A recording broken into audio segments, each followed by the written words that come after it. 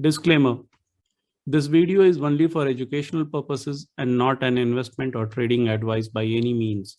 Any stock discussed is purely an academic exercise without any recommendation or commercial interest.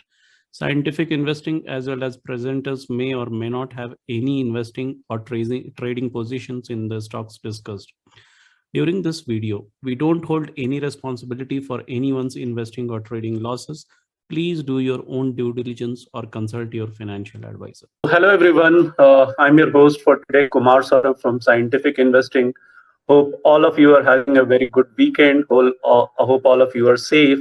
And thanks for joining. We are going to have a discussion today on a very interesting and disruptive topic, green energy. And we have an excellent line of speakers who are experts on this subject who will share their insights. But before that, a little bit of introduction. So Scientific Investing, it's an entity working towards financial awareness, and you can visit our YouTube channel with the name Scientific Investing and our website www.scientificinvesting.in. Our first guest, Mr. Arvind Kothari from Niveshaay. So Mr. Arvind Kothari, he's a CS, CFA and CWA and former research analyst from ICICI Bank. He's the founder and director of Niveshaay, and he has been practicing equity research and advisory for the last 10 years.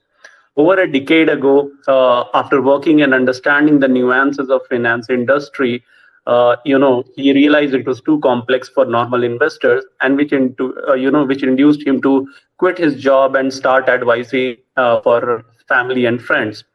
And that's how Niveshaay got started.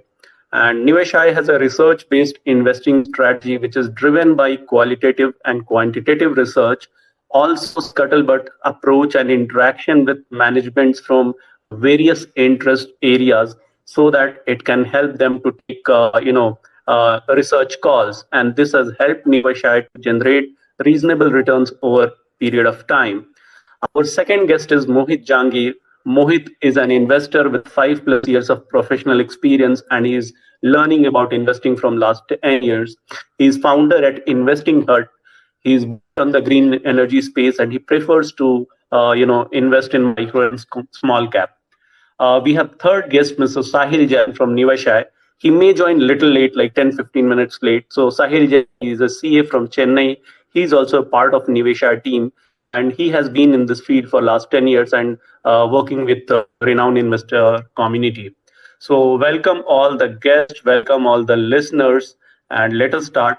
Arvind sir, why don't we start like this? Because it's a new topic and not everybody will be aware. Why don't we start with you giving a brief outlook about the space for next few minutes, and then we'll pick it from there.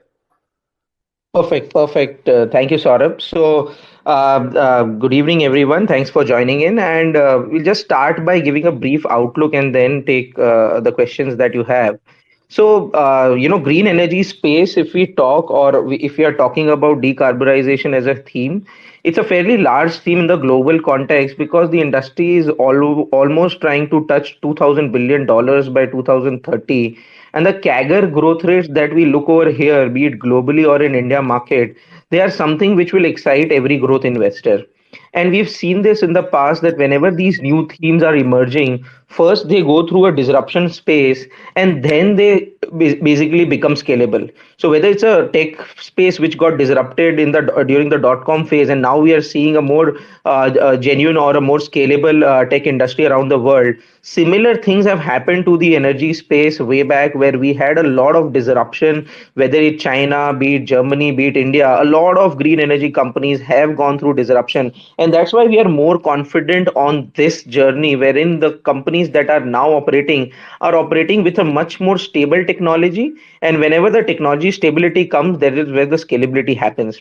World over, we've seen the energy cost of renewables fall down to as low as even the god parity, which sometimes Tony Seba is talking about, where the transmission cost of the thermal energy is now higher than the generation cost of solar energy in many places in the world. So this is a very big change, because the curve of solar energy growth rate in the world would now be at an inflection point which we had never observed earlier. And we are seeing entrepreneurs cutting down on the cost even further, and the learning curve just keeps on extrapolating. So we are at exciting junctures of disruption, and that is where we've seen a lot of entrepreneurs around the world which are working either in EV or green energy, or maybe going forward we are talking about green hydrogen. There's a very interesting anecdote which a lot of investors around the world look up to. When there is a consensus of or the convergence of many technologies coming together, and that is where the whole internet of things exploded. When we had convergence of good connectivity, and companies like Uber or Facebook or all these companies coming, Amazon coming into the space, and then just having growth rates which were unimaginable. So similar kind of convergence we are seeing in a lot of these technologies post the COVID, and hence we believe that the coming decade is very exciting, and hence we are talking today about these opportunities which would be beneficial to all of us. Sure, thanks a lot. And to everyone, disclaimer: we will be discussing about sectors, so stock discussions may come. So a disclaimer: none of them is going to be any kind of recommendation. Take it for educational purposes, and please do your own due diligence. The other thing, I'm getting a lot of requests. So we have a Q&A session also. What we will do is we'll focus first 45 minutes on the discussion and rest 15 minutes on the Q&A. So you'll get an opportunity to ask questions. So thanks, Arvindji, for just providing a summarized but very crisp view. So I was also reading about the space, and there is something interesting which I read. A statement from BlackRock CEO, Mr. Larry Fink, and he says next 1,000 unicorns will be from green energy innovators. With the US witnessing a transition to green economy, the next wave of successful startups will be those companies that will help to make the carbon-free transition affordable. And so you also touched upon this whole theme of decarbonization. So can you elaborate a little more in terms of this theme, and in India, how can we play the decarbonization theme? So that's a brilliant question, and this discussion is very important, because if you understand, we all keep on speaking about or discussing about a lot of things which unicorns are being made in various fields, but the most important field where we actually need a lot of innovation and a lot of capital to back it. Because if you understand, we had in fact an experience of a unicorn coming out of India actually in the pandemic period, and Mohit knows more about it. Borosil Renewables almost became a unicorn, right? And that's where we see that there are a lot of these opportunities that will come up in this space. Because if you understand, every country is pledging towards net zero, right? And if you look at what is happening around the world, is that the economics of decarbonization has become so interesting that forget about governments, the private sector is thinking about decarbonization. I'll just give you a small example. I belong from a small city called Surat, which is actually the textile hub of our country. Here there are a couple of plants which are converting PET bottles into yarn, and when we go and meet them, they're sharing that the kind of a premium that they're getting by selling this recycled yarn is unimaginable. And the kind of profit margins that they are earning, it will even make sense for forget about recycled bottles. They can buy fresh bottles, and if they recycle them and sell that yarn, they are making money hands over fist. And there are two kind of revenue chains. Companies like Coke and Pepsi, they also pay a kind of royalty, or you can say a kind of fees to these companies, because their bottles are getting recycled eventually by these kind of companies. So it's a space where decarbonization as a theme, if you take, people just don't understand. Sorry. So the point that I was raising is that decarbonization as a theme is a much broader context. So if you understand, the whole world is emitting a lot of carbon, and there are two major themes to it. First, you should focus on the energy sector and disrupt it, because 70% of the emissions are emanating from the energy space itself, right? So that is what we will discuss in detail. But the rest 30%, that is actually coming from industrial processes and Hello. other activities, is what we should also focus on. So if you look at a Hello. lot of these companies, hello. So if you look at a lot of industrial processes, they also need to go through a transition to achieve this net zero. If you understand, there are a lot of government incentives and government policies which are talking about this. There are a lot of companies, in fact, lead recycling, aluminum recycling, all these metal recycling is now fetching premium over the base metals that people are selling. there's a very big lead recycler in our country, and when we were talking to them just 3 to 4 months ago, they were saying that they are getting a premium of at least 20 to 25% on the recycled lead, which used to actually be sold at discount few years ago. So this is how the whole mentality over these products have changed in the world, and bigger corporations are ready to shell out more to these kind of you can say plays where companies are willing to provide them recycled products, and those recycled products can actually reduce the carbon footprint. If you talk about the steel industry, which is such a large industry in the world, right now, steel industry, the EAF process, which actually uses recycled steel in US, now all 70 to 80% of the steel mills are now EAF, right? China is making that transition, India is making that transition, and in that you have a lot of plays. If you make steel by recycling the older steel, there are the EAF process requires graphite electrodes, it requires a lot of the refractory material, for example, in the steel mills, right? They are also now getting recycled, so that throws another opportunity to reduce the cost for the refractory manufacturers, but at the same time sell the product at a premium, because they are offering to the bigger steel mills a kind of ESG benefit that they can have by collaborating with these recycled refractories.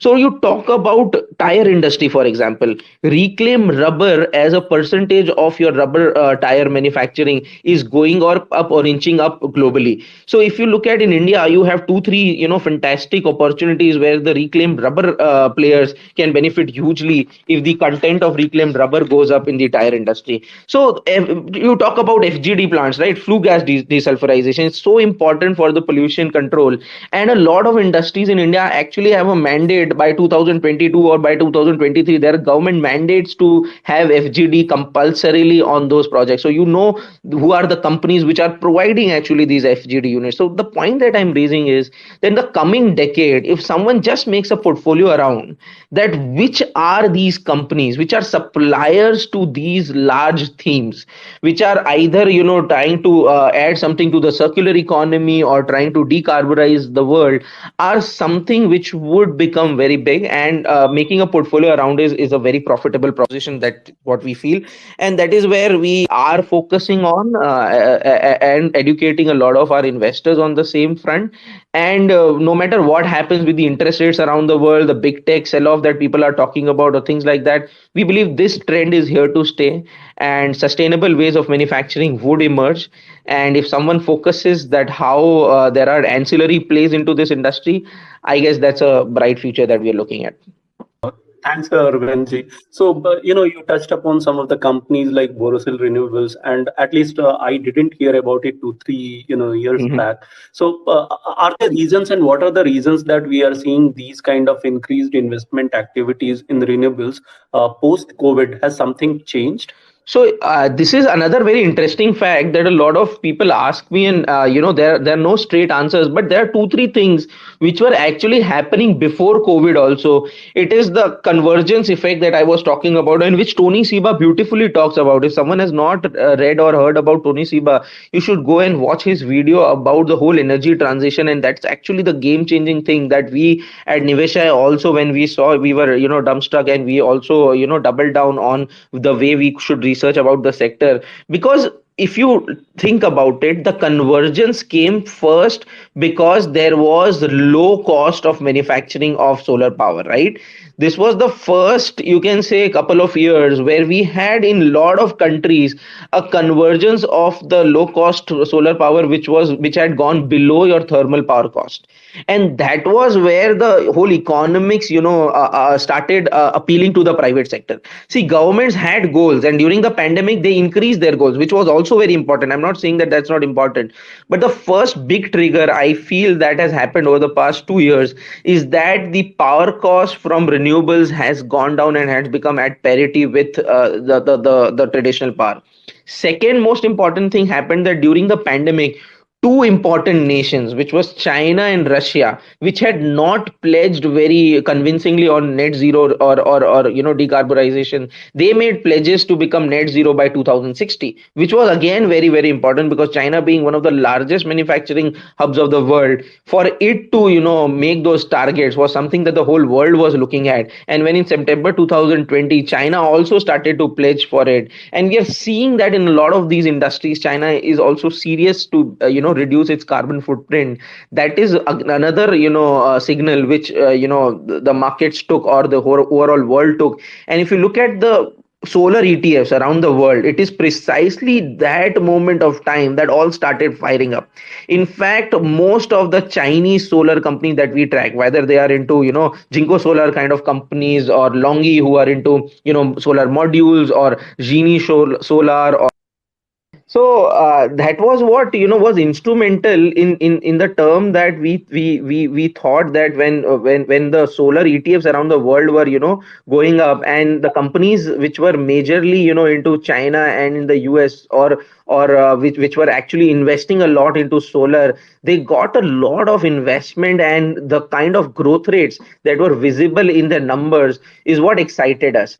And that is what we felt, that because of the convergence of all these factors post COVID, and a lot of, so that is what we believe, that post COVID, that the targets that maybe some countries took, which were important for decarbonization, b, there was convergence, or you can say parity of cost of manufacturing these renewable energy, which had gone down below the parity rates, and they became favorable to the private sector.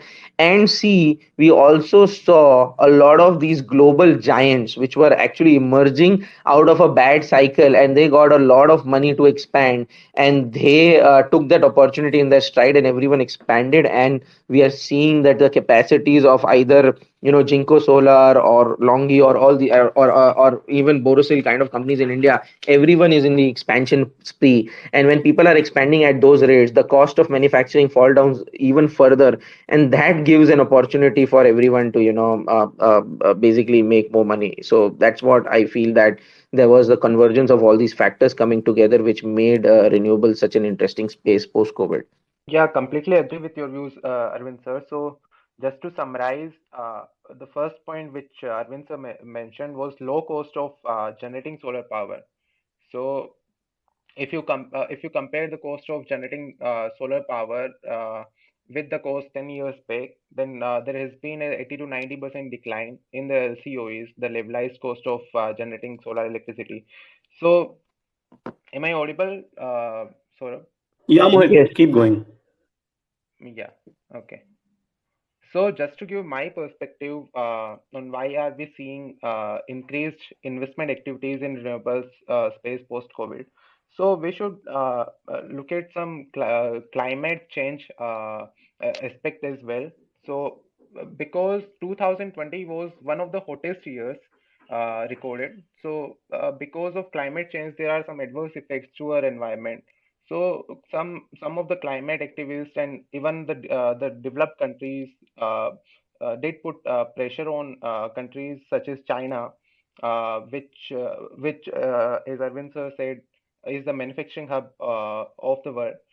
So because there was certain pressure was visible on the countries such as China, which were emitting carbon at very high rates. So I think that was one of the reason because of the climate change, temperatures were rising. There were severe storms, increased droughts. So all of these things were impacting humanity in the adverse way. So that was one of the reason. So Saurabh, you can continue from here. Yeah, also Sure. I believe one more point, that the low interest rate regime, right? So post COVID, what happened? The interest rates around the world just collapsed. And if you understand, most of these renewable projects have now become financial projects, right? So if you look at anyone who's looking at a cash flow that he wants to generate, then buying a solar farm, and the biggest investor of the world, in fact, Mr. Warren Buffett, if you look his balance sheet also, there are a lot of these projects which are solar and wind projects that he's also invested with, right? And these farms, actually, if the interest rates goes down, they provide an excellent opportunity to generate the incremental returns. and at the same time have the ESG tag, right? So most energy you can say funds around the world, for them it became very simple to just dole out money in big quantities for these projects. So if you understand why the housing bubble happened in 2008 in US. If you understand, during the whole bubble, what made easy for people was to buy a home, right? And there were a lot of products which gave incremental lending and everything to these borrowers. So what happened is that there was a huge surge of home building, right? So if you understand from that perspective, though the housing bubble had a lot of products which were very risky and things like that, over here there is no risk because these are not retail products, these are institutional products. And I'm not saying that there will be a bubble kind of a collapse in this, but yes, if the interest rates go up, there will be a problem in terms of certain projects that are happening right now. But that, if you look at the kind of opportunity that the money is floating around in the world has to be deployed in these kind of real projects which will bring down the carbon footprint of the world, is something we believe is a much larger reason for the pickup of renewable energy projects in the world. And till the interest rates remain benign, we believe that there'll be a lot of projects that will be taken up, a lot of projects that will get executed, and the biggest beneficiaries would be the equipment providers, right? Because they are the one who get assured demand of their you can say solar panels or solar glass or maybe wind turbines or generators, or there's a small component which the windmill has. In fact, there's a company from India which is making these small components for wind turbine manufacturers around the world. So it's a pure play on wind energy, you can say, and hence that engineering component actually becomes in high demand if the wind energy in the world goes up. So these kind of companies we are betting on, and we believe have a bright future in the context of the low interest rates that we are enjoying in the world, and these companies are getting good orders. Right, that was one of the Thanks, reason as thanks. well. Correct. Yeah, thanks both of you bringing all these multiple dimensions, and as you said about convergence, so how these multiple dimensions are coming and converging. So my next question is, as an investor, whenever we look at an industry, the first question which comes to mind is like, what is the opportunity size? So that would be my next question. What is the opportunity size you see in the space? And I think you touched upon while introducing, but if you can elaborate a little more in terms of sub-segments, like which will grow faster, whether it will be solar or wind, or if you want to drill down further, like you were talking about equipment. So can you, just elaborate on these points?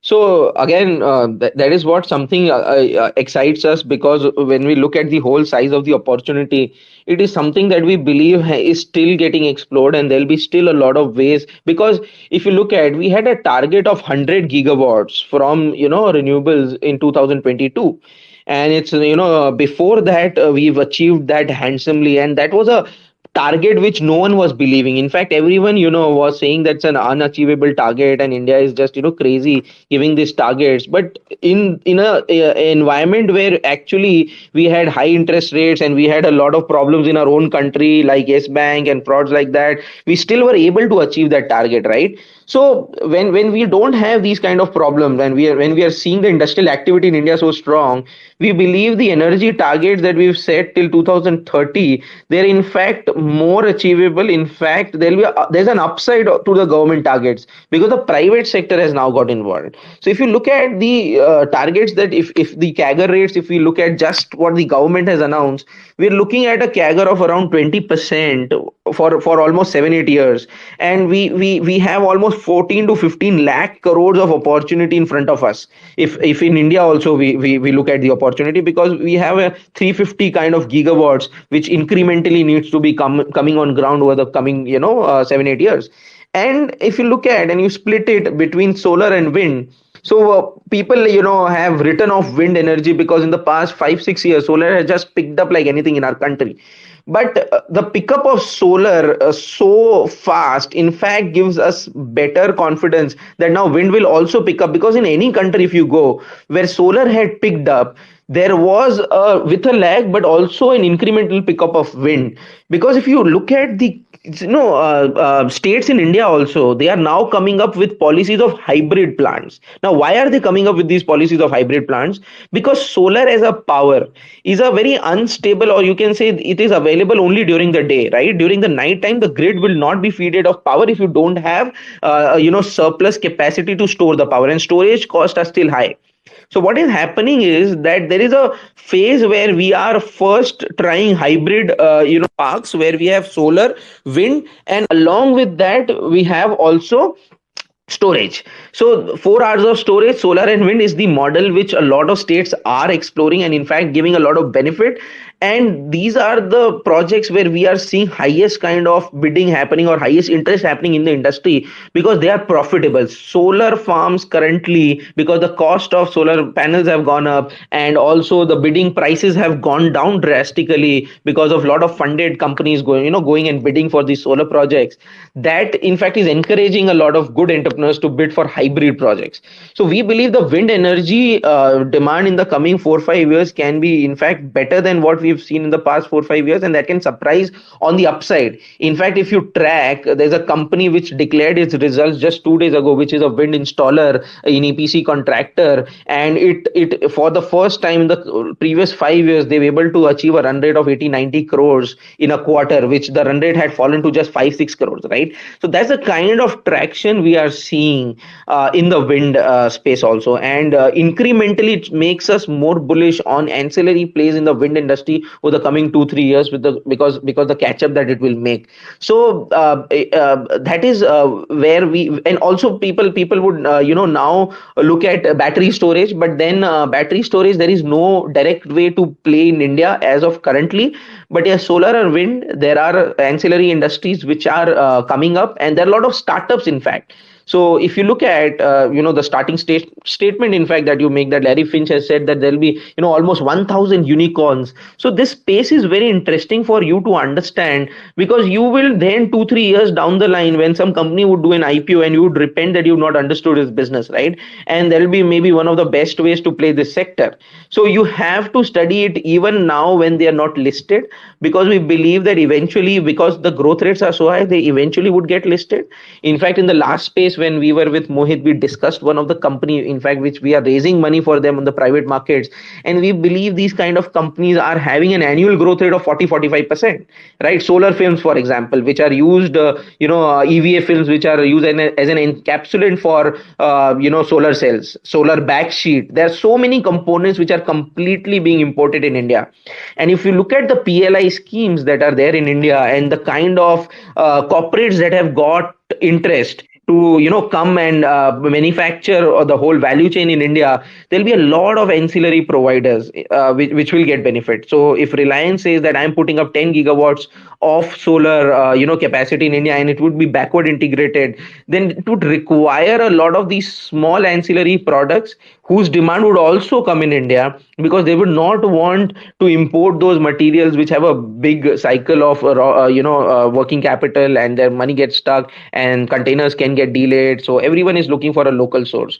So we believe there are huge opportunities in terms of the large numbers that we see, but on the micro level there are also opportunities that we see, which the people who can capture these market sizes. And if we're talking about 14 lakh crores, you have to just look at some industry which even has is servicing 10,000 or 15,000 crores market size within that.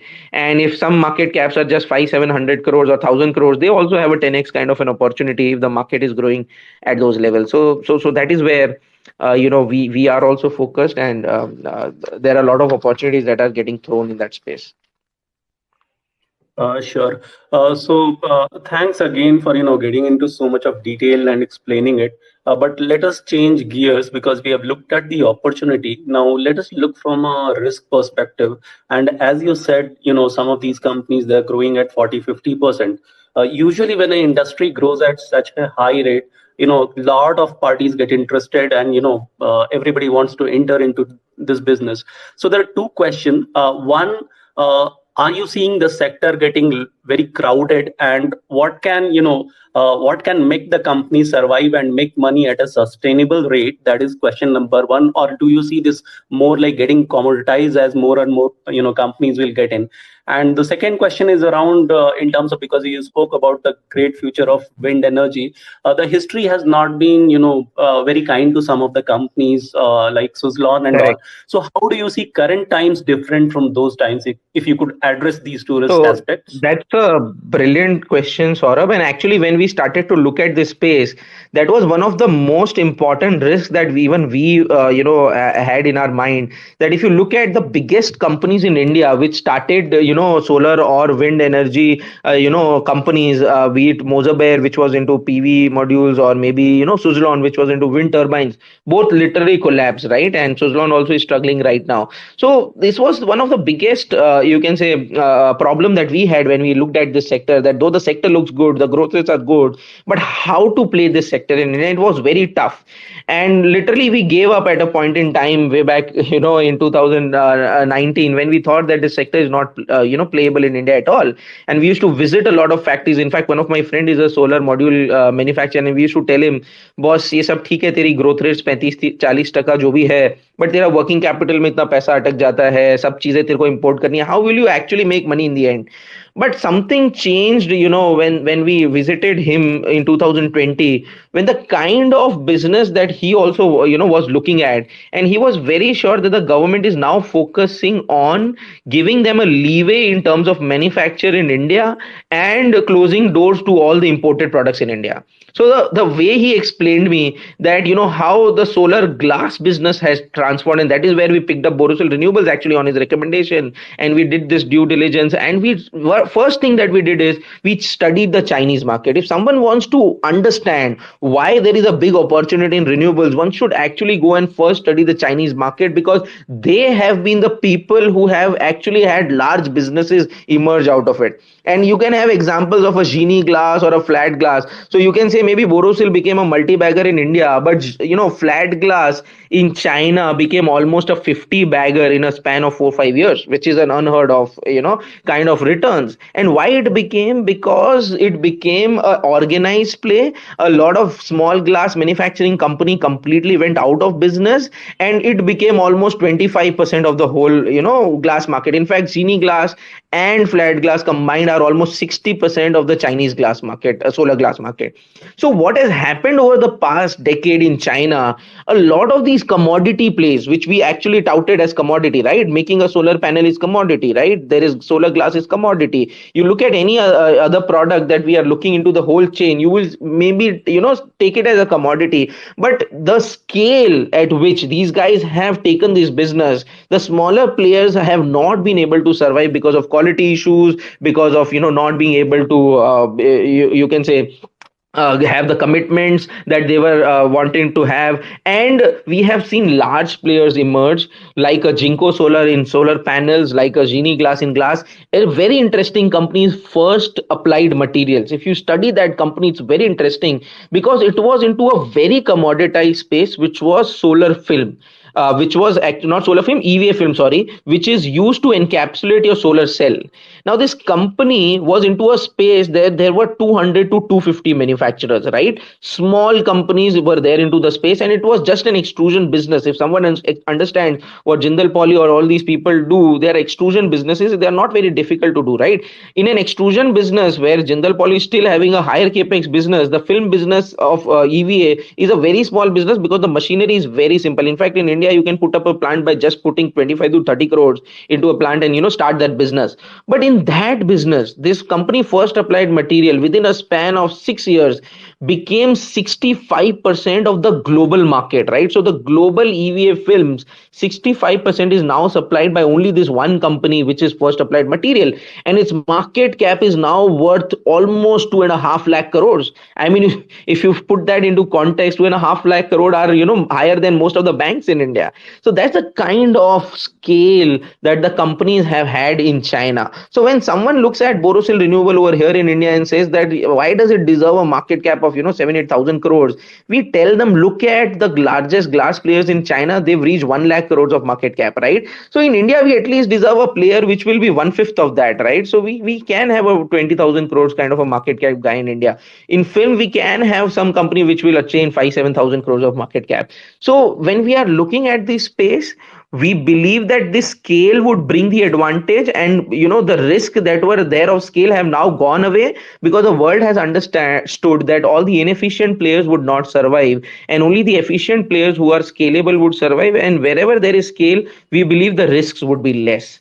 But yes, the biggest risk that we, or challenges that we look at into this space, are the interest rates in the world. If they move sharply upwards, a lot of these renewable energy projects, their viability goes for a toss, and that is where we can look at that there can be a huge slowdown. But what we've seen is that risk can be mitigated if we concentrate on this one parameter, that the ESG compliance or the global, you can say, targets that we have. The whole sector has lesser subsidies and still is growing. So the government's burden of subsidies to the renewable space has drastically reduced over the past 4-5 years, and hence if there are interest rate challenges and the viability goes for a toss, there is space for governments around the world to introduce some subsidies to actually give a fillip to these projects, because they're so important to achieve the net zero targets. So though we believe there are problems there which can emanate from high interest rates, but that can be mitigated in that manner. Second very important, you can say, problem is the inflationary pressure. So if you look at Siemens Gamesa announcement just a month ago, so their turbine prices, the wind energy turbine prices, are going through the roof because of the cost that has gone up. So if there is an end, you can say, EPC contractor who is buying turbines, for him the whole project viability goes for a toss, because he's bidded the energy price at some price, and if the turbine cost has gone up by 25-30%, it becomes very difficult for him to maybe go ahead with the project. So the inflationary pressures are also maybe putting some kind of risk on the table for this sector.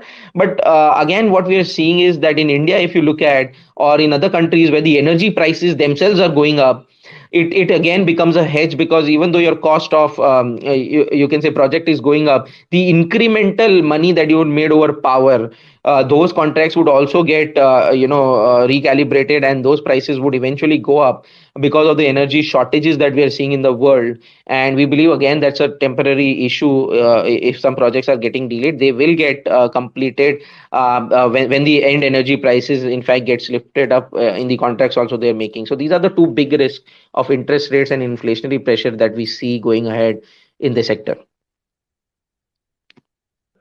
Thanks. So I think this is getting more and more interesting. Three big key insights. One, read Chinese players.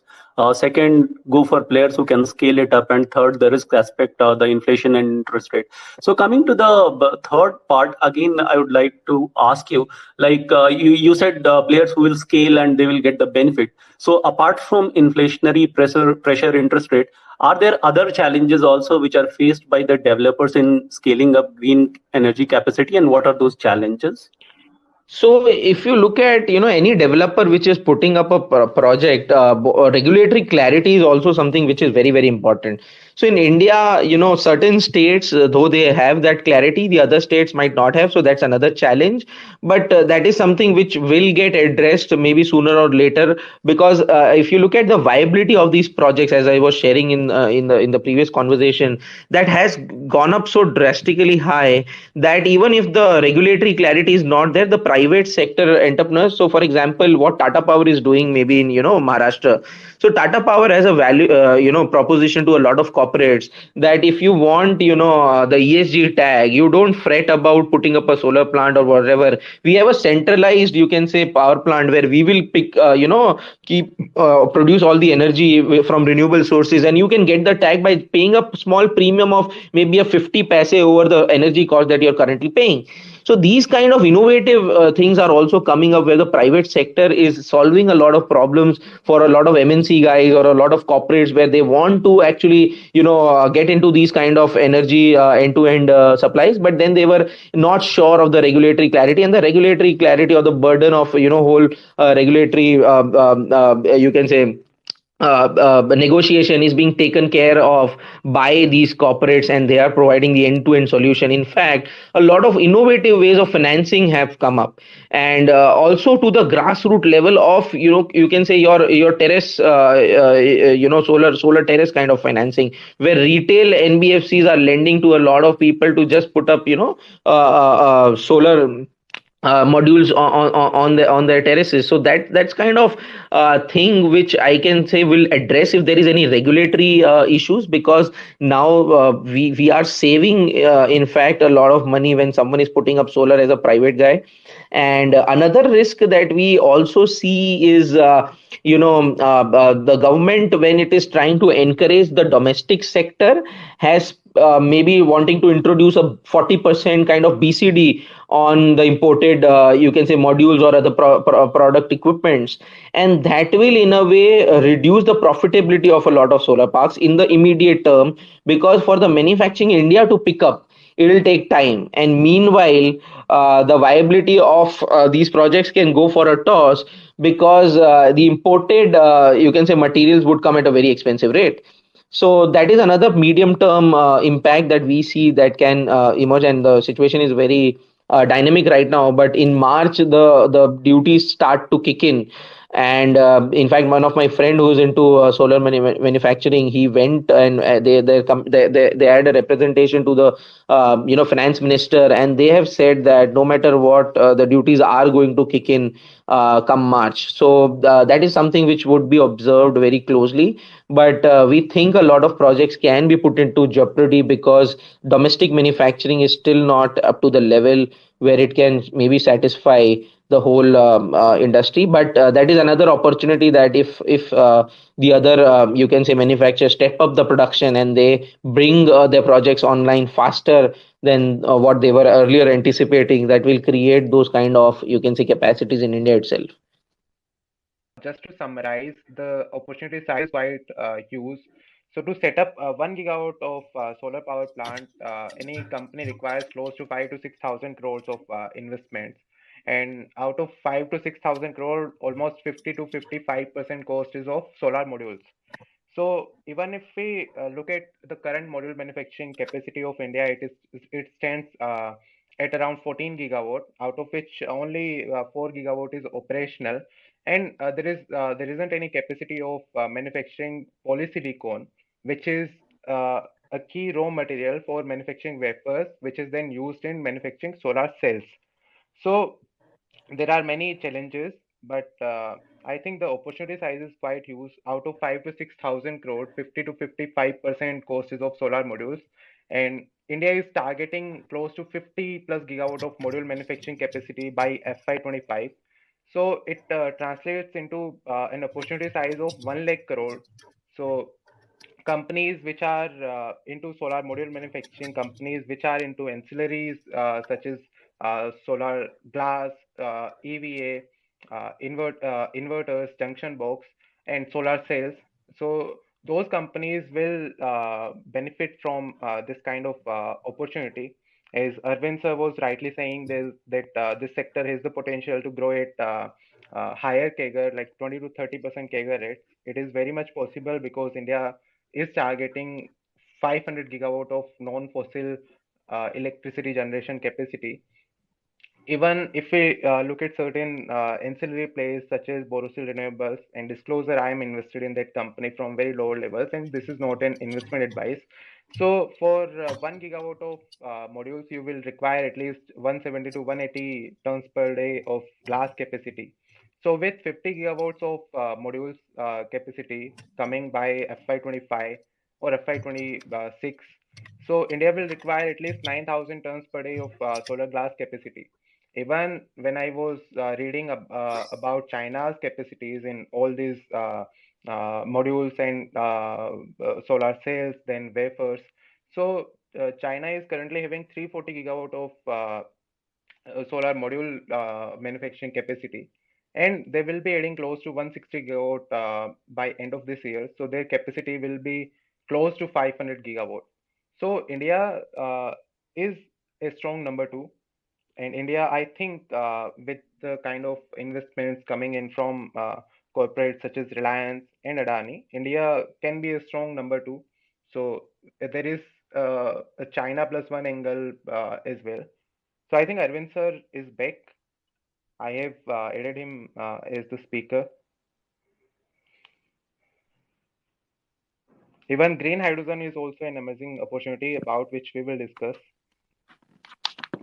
Arvind sir, can you hear me? Yes, I can hear you. Yeah, I think there were some technical issues. Yeah. So just to conclude my statement, so we can observe the opportunity size by seeing this number. So India's rooftop solar capacity crossed 6 gigawatt in the year 2021, while in 2016 the overall PV capacity of India was 6 gigawatt. So when you see these changes on ground, when people are also adapting to these technologies, so they are fairly sustainable, you can say. And as far as the interest rate risk is also concerned, so if you see 2016 to 2021 period, from 6 gigawatt to now around 50 gigawatt, so this is a very good jump, and still there is a very long way to go because the targets set by the government are very high. So I think they can be mitigated through lower cost borrowings. Even there are some special schemes as well for the companies which are working in this sector. They can get the funds at very lower rates. So I think there is a fairly large size of opportunity in this sector. So Saurabh, And you also, can just continue to take from here. another example of the kind of high growth rates. So the film, the EVA film, if I just briefly discuss with you, because we've understood that in detail, and just to share with you why there is a multiple, you can say, growth avenue. So if you look at the Indian domestic manufacturing of solar module, it's hardly around 12, 13 gigawatts, which is going around 45 gigawatts in the coming 3, 4 years. So that's going 3x the capacity. Now, the imported EVA film is actually, it is only 6 months of window that it has that it should be used, or else it's, you can say, usability goes for a toss because its quality deteriorates because it is not stored in the AC, you can say situation. So, with the delay of shipment that we are seeing, container shipments around the world, people are preferring more domestic. So, the imported, you can say 90 to 95% films were imported. Now, with the duty in place and these kind of concerns, people are trying to maybe have 30% of the requirements in India. They'll incrementally go to 50%, 60%, things like that. So A, the overall market is going to go 3x in India. B, the important content would shrink from, you can say 90% to maybe 40, 50%. And three, the size of the module, they are increasing, their width is increasing, so the material per module is going to increase. So that is where the crazy kind of growth rates step into in these kind of industries, because of a, the shift, the growth rate, inherent growth rate in the industry itself. B, the shift of that manufacturing from China to India. And C, the because of the changes in the design setup, there are certain materials whose usage itself, for example, glass modules, when we were discussing last time, why Borosil, you can say, got so much traction was when glass modules came. A particular module would now have glass on both the sides, and these were incremental orders in China, where 20 to 30% of the new orders were glass modules, and they were to take it up to 50%. So these kind of things, I guess, should be watched at a very close eye when you're looking at sectors, and look at these multiple avenues of growth when you're analyzing an industry. Right. Even when while we are discussing about solar glass, so now there is an emerging tech which is BIPV, Building Integrated Photovoltaic. So there is also Correct. that is also one thing which should be watched out. Then uses of thinner glass is also increasing. So 10 years back from now, 4 glass was preferred. Now 3.2 is the default Correct. glass which is preferred. In future the thickness will reduce, and this is how we should Yeah, so in glass now there's 2 glass on 2 both the sides, glass. right? So yeah, that is what something you have to closely Even if watch. that is not 2 that is 2.5 or 2.8 so the thickness Correct. is reducing. Correct. Right. So Saurabh, you can take it from here. I Yeah, think thanks first one both or of two you. questions we should take questions from the listeners. Sure. Thanks both of you for bringing out all these nuances. So what we will do is I will pick few questions from Twitter, and then we will open for questions from the audience. So one question which we have been getting is around this whole green energy theme, and I would like to extend it, and like we have green energy, then there is talk of EV, ethanol. So Arvind sir, what is your view on green energy, and how do you see all of these technologies? I know it's ethanol EV may not be a good platform to discuss, but still your short view or summarized view on this. So again, if you talk about the convergence that we talked about as a concept, that same thing is happening over here, where people, when they say what will happen to ethanol if there are EVs, and what will happen to EVs if we have hydrogen vehicles, so there can be a coexistence of all the technologies at the similar time space, and we are seeing that there is incremental, you can say adoption of ethanol blending also around the world. At the same time, the EVs are growing at a faster rate. At the same time, the future of hydrogen is also looking bright. But the thing that you need to understand is which kind of technology has already had its, disruption, and now is scalable. So I would say the ethanol and the EV is scalable. The hydrogen is still getting scaled up. So you should always look at technologies which have gone through the disruption space and now are, having the runway to scale up, and they have a stable, you can say, technology now. While in hydrogen, we'll still see a lot of disruptions, and then it will start to scale up.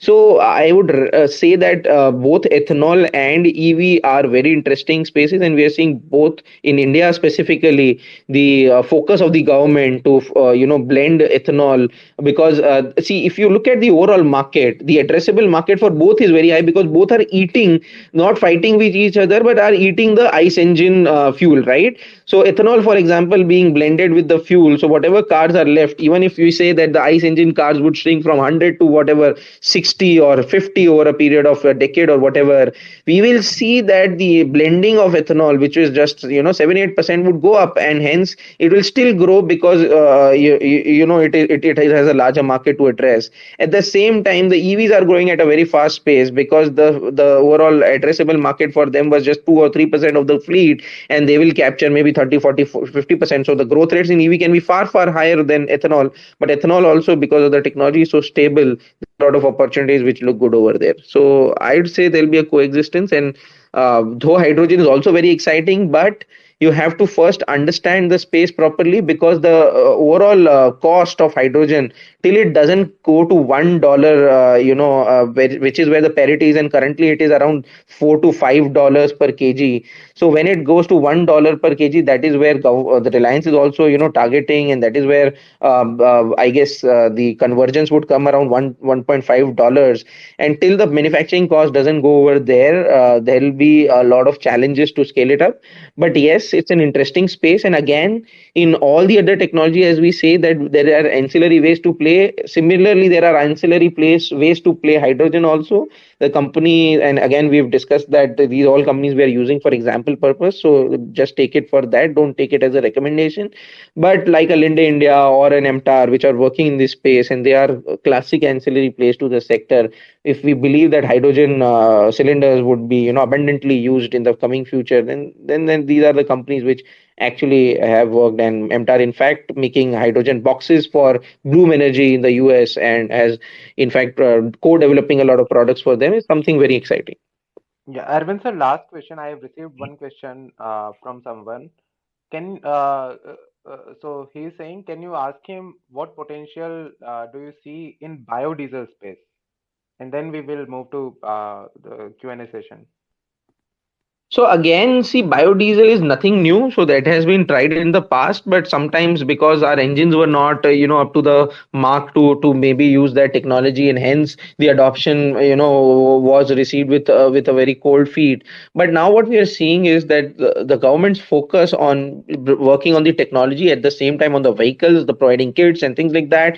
So there is a better chance that that will get adopted better this time, and that is where we have to still look at the adoption. But yes, looks like that it can be an interesting cycle in the coming 3 to 5 years. Okay. So now we will take some questions from the listeners.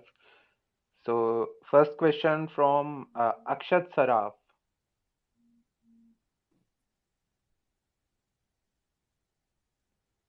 Akshat, please go ahead. Please unmute yourself and go ahead. Hi. Arvind, Mohit, Saurabh, fantastic space. I've got to learn a lot about green energy and energy in general and the future of the space. Um, my question to you all is so I'm the owner of an integrated steel manufacturing plant in South India. And as you know, Mm-hmm. that power is one of our biggest raw materials in a sense. Mm-hmm. In terms of the adoption with green energy, so when we do make sponge iron, we have power plants in place. But besides that, in terms of solar or thermal, where do you see the space moving, and what do you think we should be putting our minds to and putting our R&D to make this a successful and economically viable option for us? So, a fantastic question, and if you look at, as we discussed earlier, also that if your requirement is fairly large, and you have to study your state policy, and many states are very welcoming in terms of you setting up a renewable energy plant, and you get a you can say so whatever units you generate that are maybe deducted from your usage, and you're just charged for the net power. So you did not take these all hassles of actually using the power that you're generating. You can maybe take a area which is in a very where the land rates are cheap. You can set up a project over there. Whatever you're producing over there, you can that energy cost, that the bill that you get, the number of units would be deducted from your bill. And these days, you can say the cost of manufacturing solar power has almost gone to 1.8 to 2 rupees per unit, and whereas your industrial power will be costing you around anywhere between 8 to 10 rupees. So there's a large saving of power that you can do if you go ahead with those kind of projects.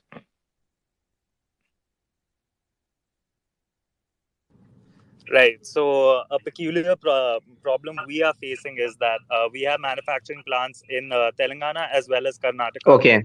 And the power generating project that we are putting up will be in Karnataka. And as you know, the interstate Mhm. transmission of power in India is a big, big, big problem and a big Is a big bottleneck issue. that a lot of Correct. industries are dealing with.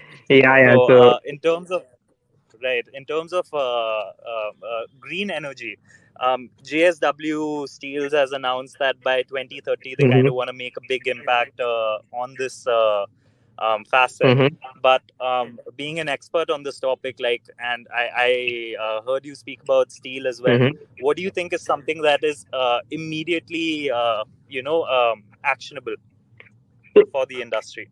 For the steel industry. Yes. So we believe there is a good opportunity in recycling of refractories also, right? So again, so green energy doesn't mean you produce power. The overall decarbonization as a theme is important, right? So how do you decarbonize steel, right? So steel manufacturing can be recycled steel getting used. So that is another very fantastic opportunity. At the same time, whatever JSW has announced, if you look at, they are now focusing more on the wind also. So the whole thesis around the last decade was that the solar would be the dominating technology, but now it's hybrid. So that again we discussed that you should look at how wind energy also in the coming 4 5 years can become a higher you can say have higher growth rates because of this trend of hybrid projects coming up. And these are the two large themes that we feel one should immediately look at, and there are interesting opportunities in that space. Thank you so much. Thank you so much, Arvind, Mohit, Saurabh, once again for letting me ask my questions. Thank you. Yeah, thanks for the question, Akshat. Thank So you. Ashish, you can go ahead. Good evening. Am I audible? Yes. Yeah, please go ahead. Yeah. First of all, Arvind, great insights. I have a very just a specific question with regards to green hydrogen. Mm-hmm. Like you were mentioning that in the green tech space, the future is going to be of component suppliers Mm-hmm. in this space. So they have various companies who are manufacturing electrolyzers to produce Mm-hmm. green hydrogen. Mm-hmm. And can we get stock specific, or I can just be general? I mean, We stock specific, I guess, we're not as such, but we can use for. hello, hello.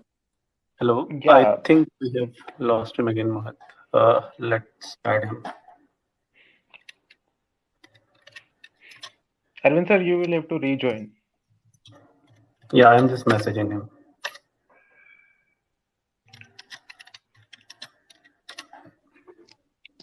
Hello, may I speak? Yeah, please. We are getting him back, so Okay, so you can ask. sure. I have an input to share regarding the steel plant person. I don't remember the name, recall the name.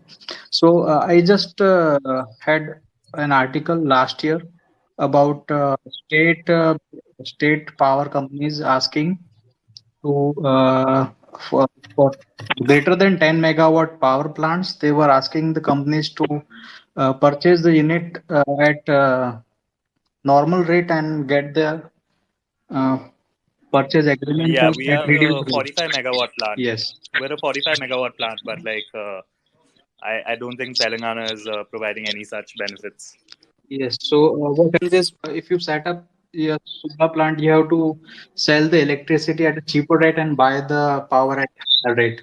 That you may need to look into as well as might be different as per the different state policies. Yeah, Yeah, can I? Ashish, please go ahead. Yeah, yeah. So we have these certain companies who manufacture these electrolyzers to Yeah. make green hydrogen. Mm-hmm. So how do you see that space evolving? And just a follow up to that, like when we spoke about when you spoke about hydrogen, you spoke about hydrogen in mobility. But what about the hydrogen in the industrial space? Where the government is going to have some green purchase obligations to a lot of steel manufacturing companies and refineries, and also there is the talks about hydrogen blending in natural gas. So can you just give some insights on that? Yeah, so definitely what you're saying is, a lot of companies are or trying to venture out either into electrolyzer, or some companies also for, chemicals which would be required for the electrolyzing process.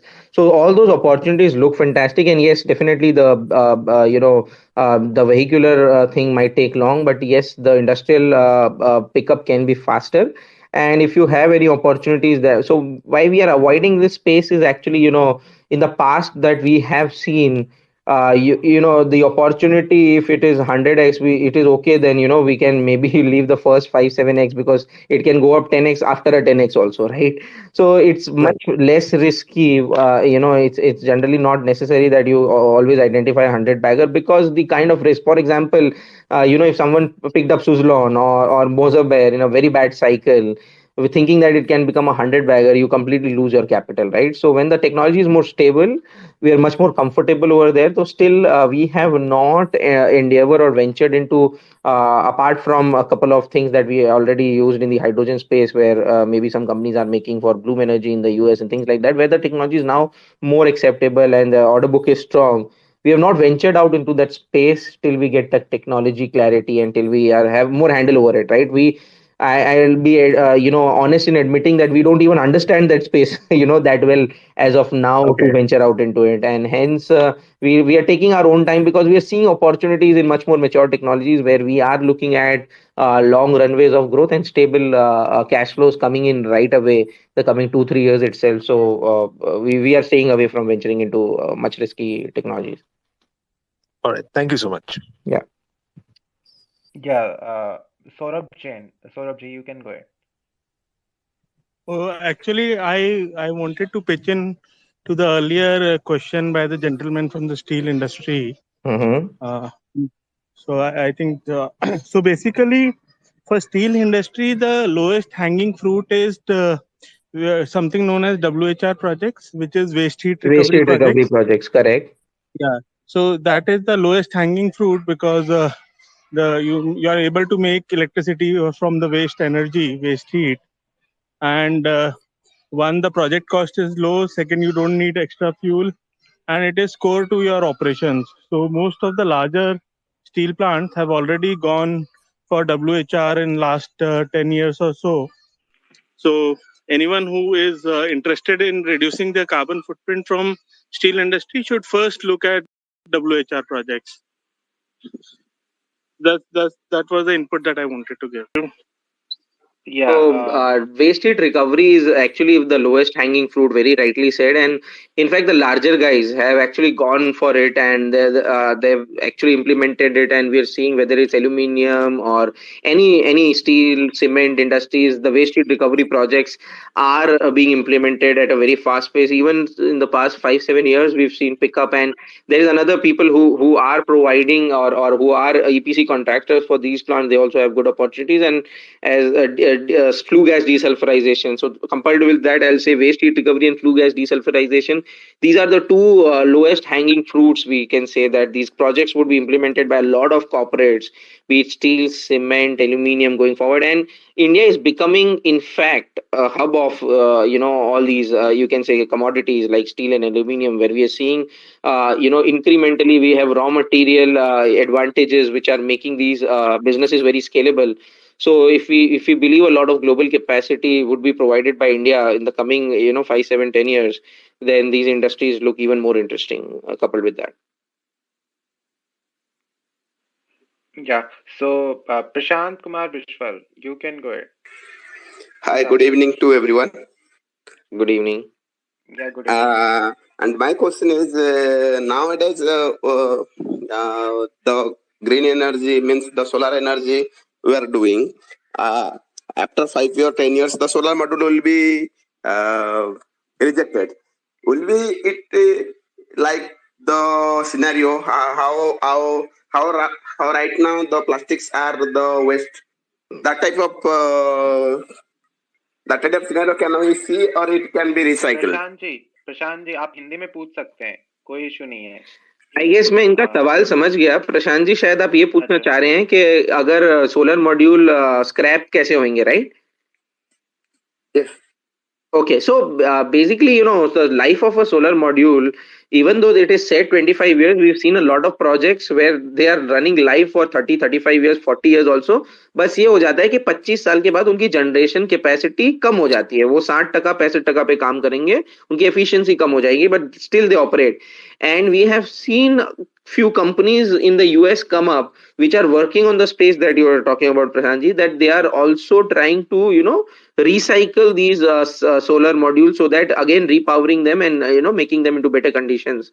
So what you're saying is, yes, it can be a big headache if all these solar power modules need to be thrown away, but there are technologies that are emerging to actually make them repower and better efficiently utilize them. Yeah, thank you. So, Mr. Amit Sharma, you can go ahead. Yeah, thank you for giving me this opportunity. Arvindji, I wanted to ask, I'm from Gas Grows, we are into LNG, and we still believe, given the whole value chain to get established in hydrogen and the cost coming to the reasonable level, the LNG would be the transition fuel for the country for next 10 to 12 years, given the cost of hydrogen is still at 400 rupees. Green hydrogen is at 400 rupees per kg. So what are your thoughts about LNG being the transition fuel for next 10 years until the time? You are perfectly correct, and that's why we see that people just want to maybe make a view and go after it. You are living in a world where things can coexist, and what you're saying is perfectly correct, wherein if you look at a player which is actually into the cylinders which are into LNG, they are having order books which are unheard of, right? And hence we believe that what we're saying is perfectly right. We'll have the adoption of LNG and CNG both go up in the coming maybe 5 7 years, and then eventually hydrogen and all these technologies will pick up. It's just that the transition period has shrunk. So if it used to take 20 years, now it has shrunk to 7 8 years, you can say. Okay, so the players like us will not just extinguish immediately, but will have a life. No, sir. You have a good 10 years, 8 10 years to run for sure. Thank you. And we are no one to comment. Actually, entrepreneurship is something which finds their way. So I'm sure you'll take much more creative routes to find better or much more bigger avenues, sir. Certainly. Thanks. Mr. Ghanshyam Rai, please go ahead. Yeah, so thanks Mohit and thanks Saurabh for giving this opportunity, and it's a wonderful session. So my question is around the two risks that I am seeing. I'm not sure if that is right or not. So like see one, expanding the capacity, like we are transitioning.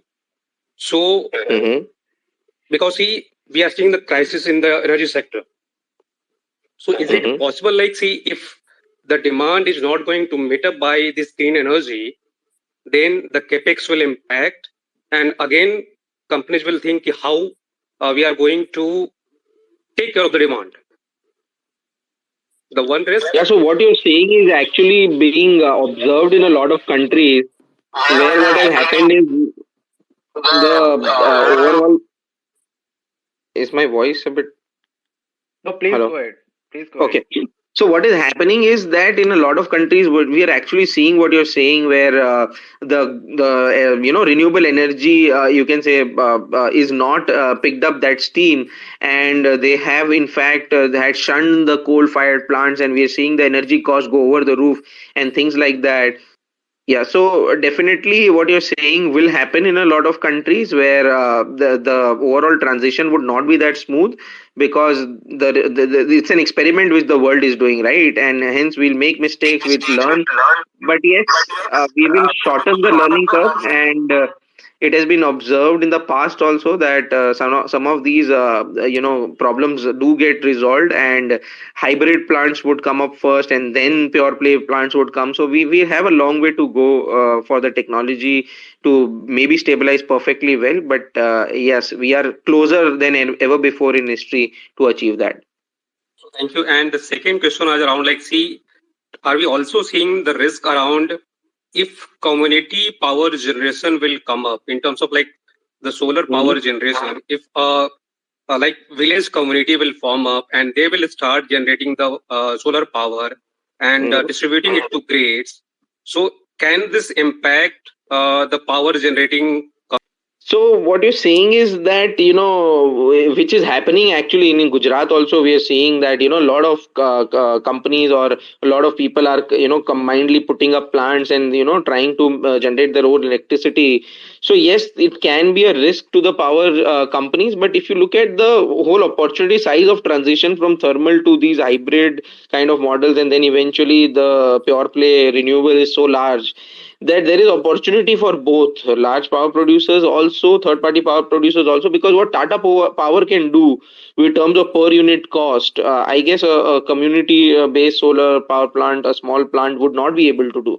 So we will have coexistence. Economics would work better on both sides. Many people would do good in the community space also, and third party big enterprises would also do good if they have efficiency on their side. Thanks, Mohit. Thanks for chipping in, getting all the people getting their questions addressed. Thanks a lot, Arvind sir, for your time, and both you and Mohit, for enriching us with such a deep knowledge on this sector.